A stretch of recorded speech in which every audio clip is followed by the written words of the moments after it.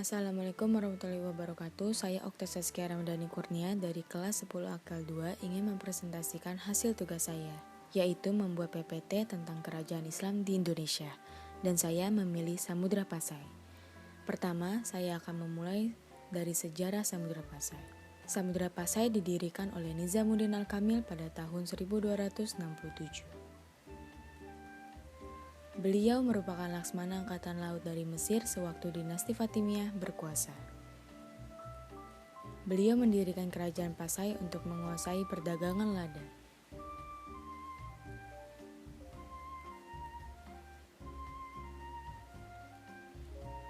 Selanjutnya, dinasti Mamluk yang bermazhab Syafi'i berinisiatif mengambil alih kekuasaan kerajaan Pasai.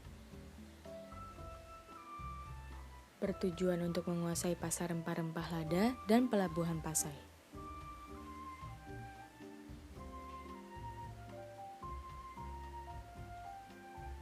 Setelah itu, Syekh Ismail bersama Fakir Muhammad menunaikan tugas tersebut untuk menguasai kerajaan Pasai. Dan mereka akhirnya dapat merebut kerajaan Pasai.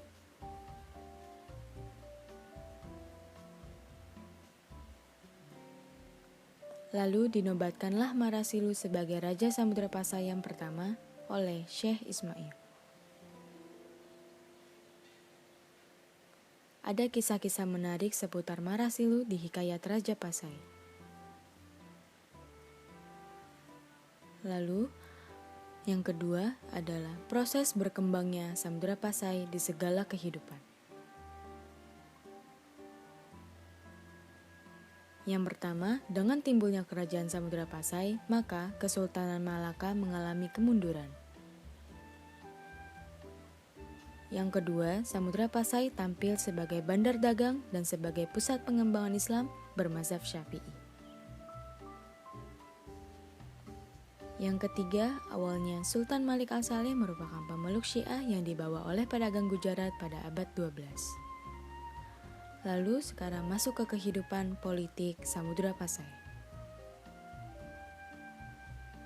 Setelah resmi menjadi kerajaan Islam, kerajaan bercorak Islam pertama di Indonesia, Samudra Pasai berkembang pesat menjadi pusat perdagangan dan pusat studi Islam yang ramai. Samudra Pasai setelah pertahanannya kuat segera meluaskan kekuasaan ke daerah pedalaman.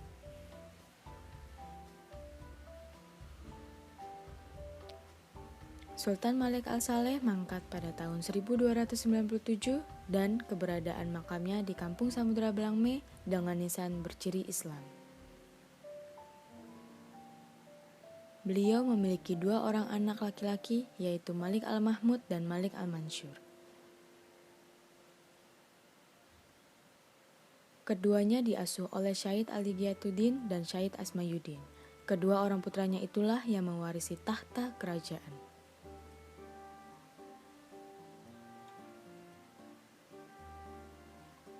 Sepeninggal Sultan Malik Al-Saleh, Samudra Pasai diperintah oleh Malik Al-Zahir I dari 1297 sampai dengan 1302.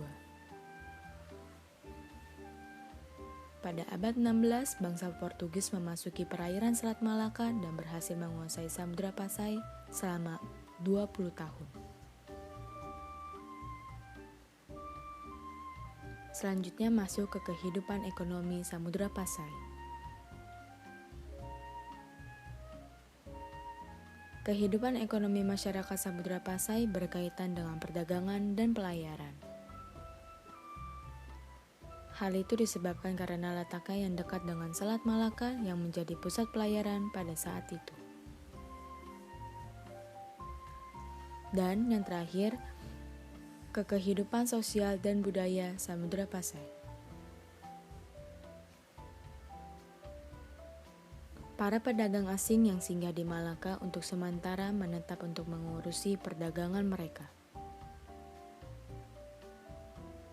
Dengan demikian, pedagang dari berbagai negara itu bergaul dengan penduduk sekitar. Kesempatan itu digunakan oleh pedagang Islam untuk menyebarkan agama Islam. Kerajaan Samudra Pasai sangat dipengaruhi oleh Islam. Hal itu terbukti karena terjadinya perubahan aliran Syiah menjadi aliran Syafi'i di Samudra Pasai. Dan ternyata Samudra Pasai mengikuti perubahan di Mesir. Selanjutnya masuk ke kejayaan Samudra Pasai. Masa kejayaan Kerajaan Samudra Pasai. Di bidang perekonomian dan perdagangan. Dalam segi ekonomi ini ditandai dengan sudah adanya mata uang yang diciptakan sendiri untuk alat pembayaran yang terbuat dari emas. Uang ini dinamakan dirham. Samudra Pasai juga diperkirakan mengekspor lada sekitar 8.000 sampai 10.000 bahara setiap tahunnya. Yang kedua, di bidang sosial dan budaya. Kehidupan sosial masyarakat Kerajaan Samudra Pasai diatur menurut aturan-aturan dan hukum-hukum Islam. Pasai juga menjadi penghasil karya tulis yang baik. Beberapa orang berhasil memanfaatkan huruf Arab untuk menulis karya mereka dalam bahasa Melayu, yang disebut dengan bahasa Jawi dan hurufnya disebut Arab Jawi. Di antaranya, karya tulis tersebut adalah Hikayat Raja Pasai. Bagian awal teks ini diperkirakan ditulis sekitar tahun 1360 Masehi. Yang ketiga, di bidang politik. Pada masa pemerintahan Sultan Malik Al-Salih, telah terjalin hubungan baik dengan Cina, juga dengan Timur Tengah. Pada masa pemerintahan Sultan Mahmud Malik Az-Zahir, ahli agama mulai dari berbagai negeri di Timur Tengah, salah satunya dari Persia, Iran, yang bernama Qadi Syarif Amir Syahid dan Taj al-Din dari Isfahan. Dan yang terakhir di bidang agama. Diceritakan bahwa Sultan Samudra Pasai begitu taat dalam menjalankan agama Islam sesuai dengan mazhab Syafi'i, dan ia selalu dikelilingi oleh ahli-ahli teologi Islam. Dengan raja yang telah beragama Islam, maka rakyat pun memeluk Islam untuk menunjukkan kesetiaan dan kepatuhannya kepada sang raja. Karena wilayah kekuasaan Samudra Pasai yang cukup luas, sehingga penyebaran agama Islam di wilayah Asia Tenggara menjadi luas. Selanjutnya masuk kemunduran Samudra Pasai. Kemunduran Kerajaan Samudra Pasai ada dua, yaitu faktor internal dan faktor eksternal. Yang pertama adalah faktor internal. Faktor internal yaitu faktor motivasi yang berasal dari dalam diri seseorang. Tidak ada pengganti yang cakap dan terkenal setelah Sultan Malik At-Thohir. Terjadi perebutan kekuasaan. Yang kedua, faktor ekstern adalah faktor penyebab perubahan sosial yang berasal dari luar lingkungan masyarakat itu sendiri. Serangan dari Majapahit tahun 1339, berdirinya Bandar Malaka yang letaknya lebih strategis, dan serangan Portugis.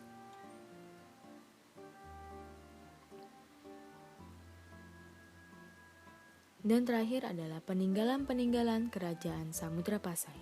Yang pertama adalah makam Sultan Malik Al-Saleh. Yang kedua, makam Sultan Maulana Al-Zahir. Yang ketiga, makam Nahriya. Yang keempat, makam Tengku Sidi Abdullah Tajul Milah. Yang kelima, makam Nainah Hasanuddin. Yang keenam, makam Perdana Menteri. Yang ketujuh, makam Tengku Pet Ploh Pe. Yang kedelapan, makam Said Syahrif. Yang kesembilan, makam Tengku Diboi. Dan yang terakhir adalah makam Bate. Sekian presentasi PPT dari saya, Okta Saskia Ramadhani Kurnia dari 10 Akal 2, izin mengundurkan diri. Sekian, terima kasih. Wassalamualaikum warahmatullahi wabarakatuh.